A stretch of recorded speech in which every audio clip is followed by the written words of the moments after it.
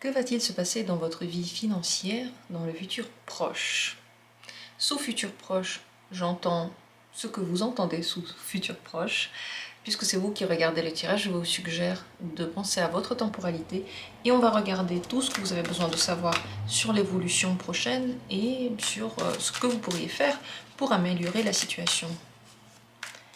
Et c'est parti. Comment se passe votre situation financière? Que devient-elle ou comment change-t-elle dans le futur proche?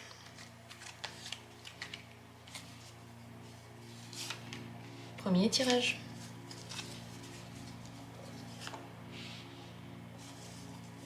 Deuxième tirage.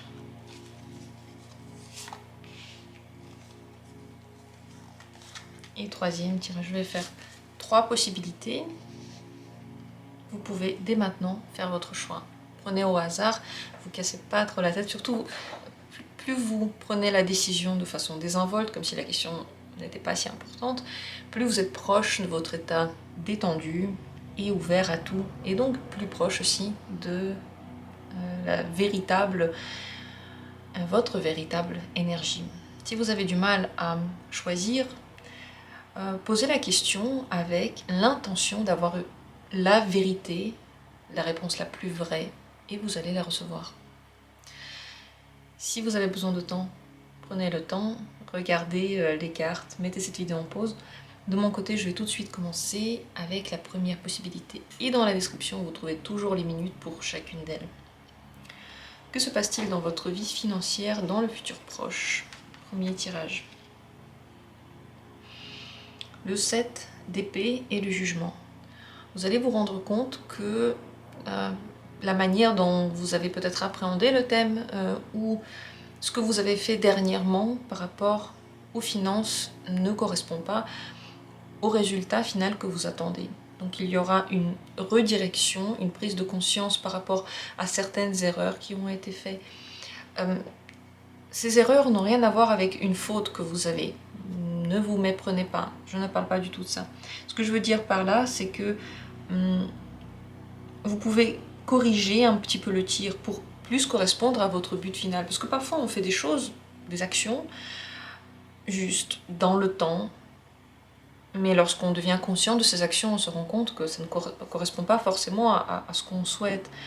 Par exemple, on souhaite travailler un petit peu moins, gagner suffisamment et avoir le temps de faire autre chose à côté. Et à la place de ça, tous les jours, eh bien, on trime beaucoup, on accepte tous les dossiers, on aide tout le monde et puis forcément on est débordé. C'est un exemple de ce que je veux dire. Ici, donc, dans l'avenir proche, il peut y avoir des moments dans lesquels soit vous vous perdez un petit peu dans ce que vous vouliez faire, soit vous dépensez pour des choses dont vous n'avez pas besoin et vous vous en rendez compte après. Et dans tous les cas, c'est suivi par un moment de décision qui va changer la donne, forcément, qui va changer l'état des choses. Vers quoi allez-vous vous diriger à partir de ce moment-là, dans un avenir donc plus lointain? Vous allez beaucoup moins parler de vos finances. C'est surtout votre rapport à l'argent en réalité qui change. La situation elle-même s'améliore justement parce que vous prenez certaines décisions qui n'ont rien à voir avec l'argent. Vous continuez à nourrir votre puits intérieur pour que les finances deviennent meilleures aussi. C'est intéressant parce que il y a beaucoup de choses que vous allez commencer à faire pour vous, pas pour les autres, seulement pour vous, sans expliquer aux autres, sans dire ce que ça donne. Donc il y a comme une introspection et une remise en secret. Alors, avec quelle énergie est-ce que vous attirez le plus l'argent dans votre vie? Lorsque vous pensez à autre chose, lorsque vous n'êtes pas concentré sur ce thème, lorsque vos pensées sont ailleurs, lorsque vous êtes carrément ailleurs. Vous pouvez d'ailleurs remarquer, si vous êtes indépendant, que vous commencez à avoir beaucoup plus de succès, vous avez des clients qui vous appellent plus, par exemple, lorsque vous êtes en vacances, lorsque vous pensez carrément à un autre sujet. à chaque fois que vous vous évadez avec vos pensées sont ailleurs, soit elles sont vers un autre projet, soit elles sont simplement dans votre monde intérieur, c'est là que vous attirez l'argent. Pourquoi est-ce que c'est ainsi? Parce qu'à ce moment-là, vous n'avez pas peur. Vous ne vous inquiétez pas, donc vous n'attirez pas à vous des inquiétudes, des mauvaises situations. Plus on s'inquiète, et bien plus on a de raisons de s'inquiéter. Vous avez peut-être remarqué que quand vous pensez à quelque chose de mauvais, ça finit par arriver. Et c'est pas forcément l'intuition, c'est simplement parce que nos pensées deviennent réalité. Lorsque vos pensées ne sont pas attachées à l'argent, vous êtes carrément ailleurs, vous pensez carrément à autre chose, vous ne vous inquiétez pas, vous avez confiance en vous, vous ne vous posez plus cette question de confiance et votre situation financière s'améliore. C'est possible que dans les temps prochains, il y ait une reconsidération donc, de ce que vous faites maintenant et peut-être une différente manière de penser qui va amener plus d'argent. Dans tous les cas, avec le jugement, la situation s'améliore. Il y a quelque chose de bien qui arrive, qui a un rapport avec votre énergie, absolument. Vous voyez, c'est une énergie mystique qui se développe beaucoup plus, cachée, secrète et émotionnelle. On dirait que ces pensées-là, lorsqu'elles s'évadent vers l'émotionnel, vous êtes beaucoup plus apte à gagner de l'argent comme vous en avez envie, vous voyez. Un conseil pour l'avenir proche, pour que cette situation véritablement s'améliore. Oui, mettez votre énergie quelque part, elle ne doit pas stagner. Ici, le problème, lorsque vous êtes trop concentré sur ce thème financier, c'est que justement l'énergie n'a plus trop de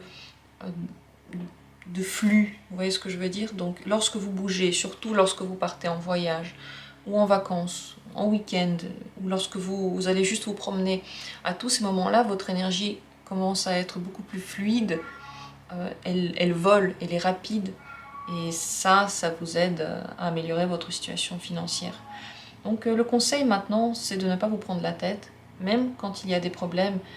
Dites-vous que ces problèmes passent vite, et que très vite commence une bonne période. Concentrez-vous sur cette énergie-là, sur votre passion, ce qui vous intéresse, et vous allez attirer à vous quelque chose eh bien, qui sera mieux que ce qui se passe maintenant. Voilà pour l'avenir proche. Je vous souhaite d'être toujours en lien avec votre énergie pour toujours avoir assez de moyens financiers, puisque les finances, l'argent, c'est comme le miroir de comment on envoie notre énergie. Est-ce qu'elle circule bien? Parce que l'argent peine à arriver, c'est comme si elle était bloquée, cette énergie-là. Je continue avec la deuxième possibilité. Si c'est elle qui vous a attiré, on va regarder ensemble quelle est votre vie financière dans le futur proche, comment ça se passe. Le 8 d'épée et le 10 de coupe. La situation, dans tous les cas, s'améliore. Vous pouvez ne pas comprendre pourquoi. Vous avez un peu de mal à voir les raisons. Et c'est surtout dans les moments où vous en faites moins que ça va le mieux. Avec le 8 d'épée, on n'a pas trop de marge de manœuvre. On pense moins parce qu'on n'a pas toute la vision, et on fait moins parce qu'on n'a pas toutes les capacités d'action. Donc dans le futur proche, c'est exactement ce qui va se passer. Vous allez avoir l'impression que vous ne pouvez pas avoir beaucoup de prise de pouvoir, beaucoup de mainmise sur ce qui se passe. Même l'impression qu'il y a des informations qui vous échappent, que vous ne comprenez pas, et pourtant la situation elle-même s'améliore. Avec le 10 de coupe, de toute façon c'est le bonheur. Donc on va dire des flux qui marchent sans votre implication. Alors pourquoi cela s'améliore-t-il en réalité? Qu'est-ce que vous ne voyez pas? Qu'est-ce qui se cache derrière tout ça? C'est le fait de vouloir gagner. Au fond, vous avez mis de l'énergie pendant un certain temps, vous aviez envie, c'était une ambition, c'était la bataille. Et cette bataille-là, parfois on la gagne, alors même qu'on a l'impression de ne plus faire partie du conflit, de la bataille. On a l'impression d'avoir déjà fait un pas en arrière, mais l'énergie est lancée. Et lorsqu'elle est lancée, à un moment donné, elle arrive à destination.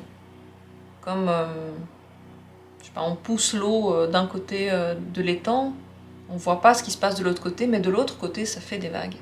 Et on peut déjà partir, on peut être déjà de l'autre côté de la ville. Et pourtant, l'étang a quand même continué à envoyer cette énergie-là. Donc ça se passe parce que vous en aviez envie. Qu'est-ce qui a pu, dans le passé, entraver un peu cette réussite financière? Être trop comme les autres, s'engager toujours sur la même voie et de la même manière. Penser à ce que tout le monde ait toujours assez. C'est comme si vous avez pris sur vous la décision pour des questions que vous ne pouviez pas voir. Vous voyez, il y a un engagement ici. Et cet engagement, soit il est pour des collègues, soit il est pour quelqu'un qui, je sais pas, qui collabore avec vous. Et cette collaboration, elle était de votre côté beaucoup trop fidèle et peut-être pas de l'autre côté. Ça n'allait pas dans les deux sens. Également, c'est possible que, vous savez, lorsqu'on est trop dans l'effort, on donne depuis longtemps de notre énergie. Le résultat arrive quand on lâche prise. Ces efforts ont donné leurs fruits, mais au moment où on s'est détendu par rapport à ça. Avec quelle énergie est-ce que vous attirez à vous l'argent véritablement dans votre vie? L'impératrice. L'énergie de création, de don, d'assurance en soi. Lorsque vous ne vous mettez pas sous quelqu'un, lorsque vous ne vous dénigrez pas, au contraire, lorsque vous vous rehaussez de façon saine, j'entends.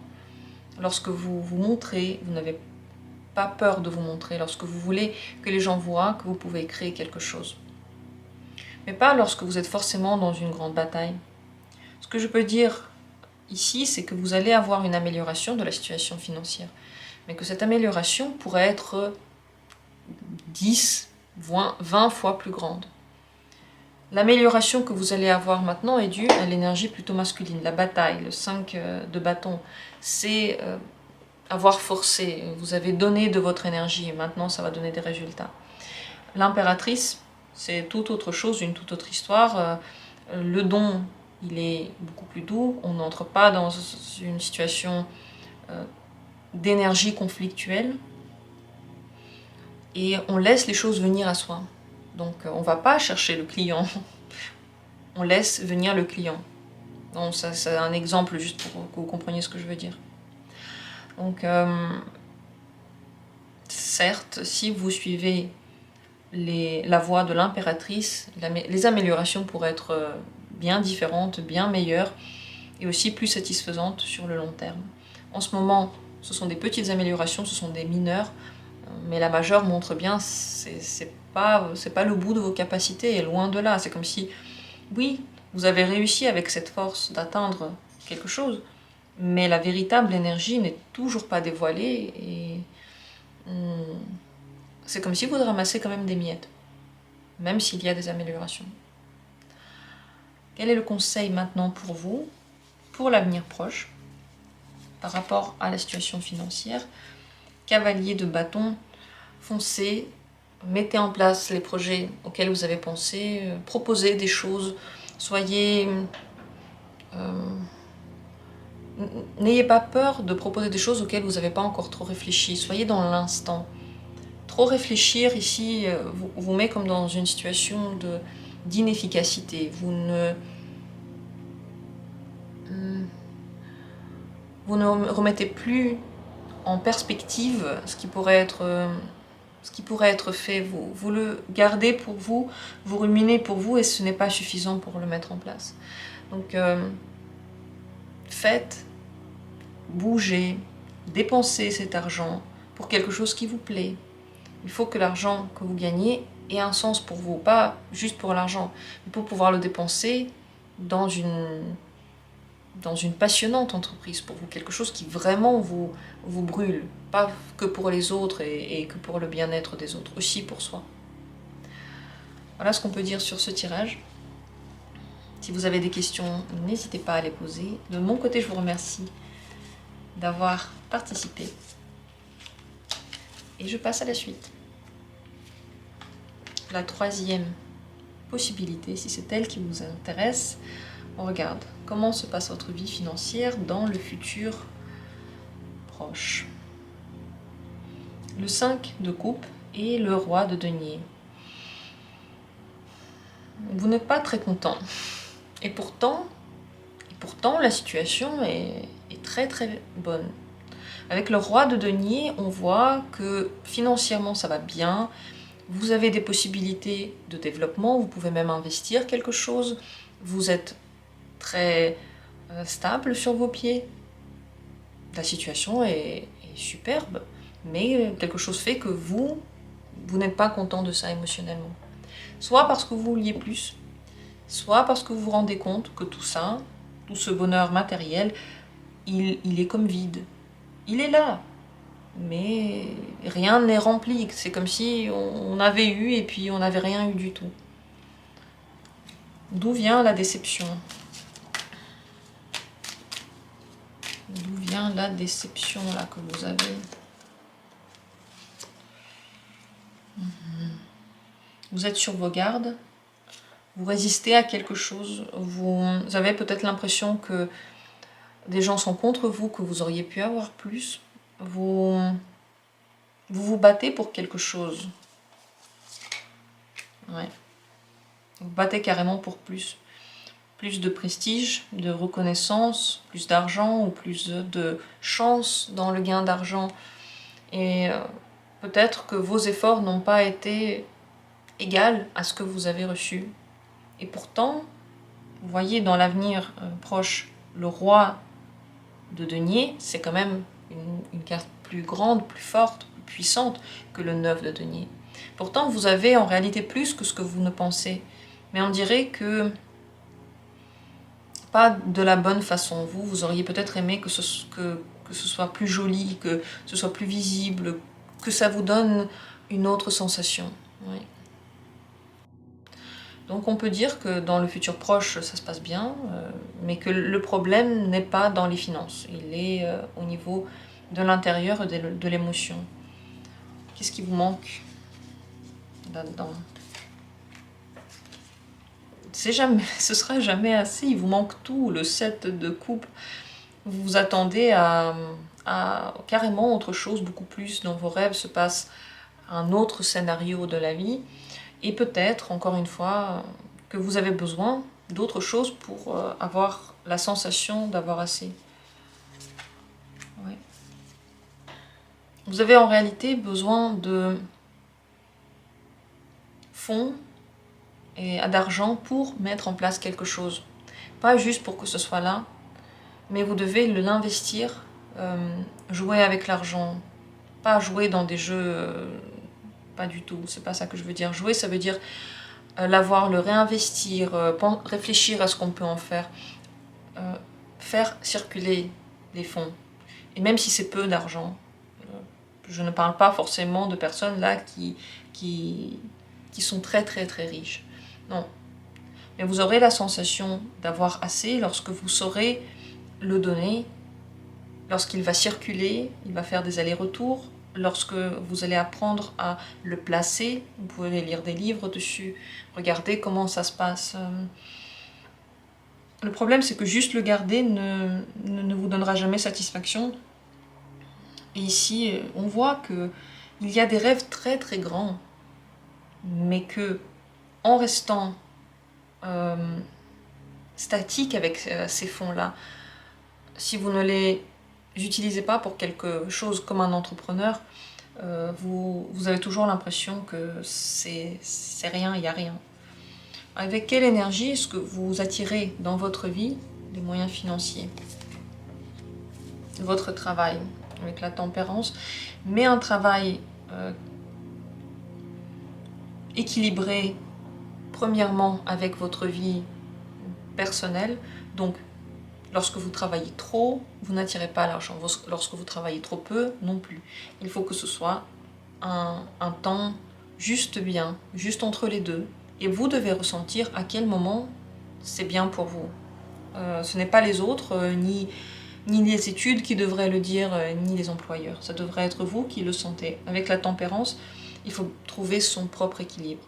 La deuxième chose, être en lien avec les autres. Ne pas aller contre les gens, ne pas leur résister en fait envers et contre tout, ne pas se les mettre à dos. Trouver pourquoi est-ce qu'il y a des conflits s'il y en a. On dit toujours que les conflits c'est la faute des autres, mais si le conflit est dans notre propre vie, c'est qu'on y est pour quelque chose. On l'a attiré à nous. Donc trouver un moyen de rassembler ces petites parcelles. Avec la tempérance, bien entendu, prendre le temps d'écouter sa voix intérieure, de quoi vous avez besoin, juste travailler pour avoir tout ce travail de fait ne suffit pas, il faut qu'il y ait un but derrière ça. Le conseil final pour vous, par rapport au futur proche, n'ayez pas peur de dépenser, n'ayez pas peur de donner, n'ayez pas peur de manquer. Parce qu'en réalité, le manque n'est pas lié à combien on a, mais comment on voit ce que l'on a. Une personne qui a 1 million sur son compte pourrait dire qu'elle manque parce que hier elle avait 100 millions. Une personne qui a 50 euros pourrait dire ben, j'ai beaucoup, parce qu'avec ces 50 euros, je pourrais faire pas mal de choses. Et on va voir comment. Donc tout est relatif, tout est complètement relatif. Et peut-être que dans votre vie, l'idée de la dépossession n'est pas si malvenue. Réfléchissez, est-ce que vous avez besoin de posséder ça? Est-ce que vous ne voulez pas le donner? Est-ce que vous manquez réellement ou pas? Et surtout, n'ayez pas peur d'avoir moins, parce que vous n'aurez pas moins, vous aurez ce dont vous avez toujours besoin, vous aurez toujours ça, vous aurez toujours la base sécurisée. Mais si vous changez d'état par rapport à cet argent, vous pourrez en réalité en avoir plus. Voilà, j'espère que ce tirage vous a inspiré à quelque chose qui vous a intéressé. Vous pouvez laisser en commentaire vos avis, si vous le souhaitez, ou des questions si vous en avez. Je vous remercie d'avoir été là et je vous souhaite à tous d'avoir une vie financière satisfaisante, d'avoir de la chance, si on peut dire ça comme ça. Peut-être que ce n'est pas de la chance, peut-être que c'est quelque chose que l'on met en place, quelque chose de mystérieux. Je vous souhaite à tous de l'avoir, à nous tous peut-être. On se retrouve bientôt comme toujours pour d'autres tirages. Je vous embrasse.